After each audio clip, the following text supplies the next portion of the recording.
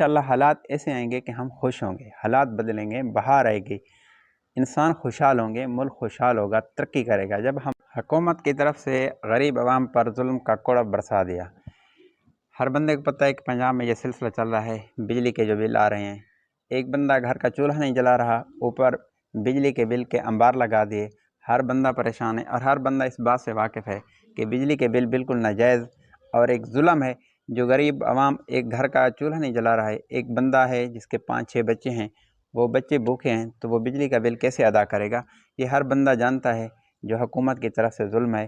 ایک تو ہمارے اپنے اعمال خراب ہیں جس کی وجہ سے ہم پہ حالات آ رہے ہیں، کبھی کس قسم کے حالات، کبھی سیلاب کی شکل میں، کبھی زلزلے کی شکل میں، کبھی مہنگائی کی شکل میں، کبھی کرونا کی شکل میں۔ تو یہ حالات جتنے بھی آتے ہیں نا، یہ ہمارے اپنے اعمال خراب ہیں۔ اور دوسری بات یہ کرتے ہیں کہ یہ جو بجلی کے بل، ان کے بارے میں ایک بہت بڑی عظیم شخصیت حضرت مولانا طارق جمیل صاحب مبلغ اسلام مولانا طارق جمیل صاحب نے ایک ایسی عجیب بات کہہ دی کہ میں تو حیران ہوں کہ مولانا طارق جمیل صاحب نے بجلی کے بل کے متعلق کیا کہہ دیا، حیران کر دیا حضرت نے۔ تو یہ چند دن پہلے نادر علی خان کا وہاں جو تھا انٹرویو تھا، ایک ٹرانسمیشن تھی یوں سمجھو، تو سوال کیا ہے نادر علی نے مولانا طارق جمیل صاحب پر کہ آپ بجلی کے بل کے متعلق کیا کہنا چاہتے ہیں؟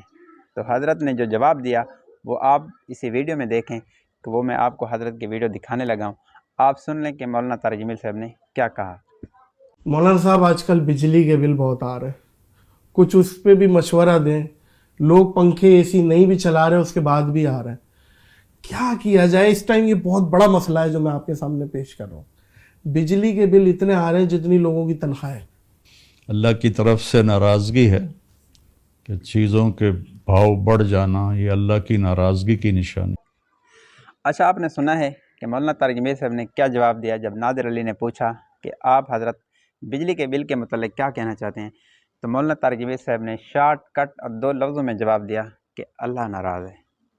واقعی اس میں کوئی شک نہیں، حضرت نے بڑا ہی زبردست جواب دیا، اس میں کوئی شک نہیں۔ حضرت نے یہ بھی کہہ دیا ہے کہ ظلم حکومت کا وہ الگ بات ہے، لیکن اصل میں اللہ ناراض ہے۔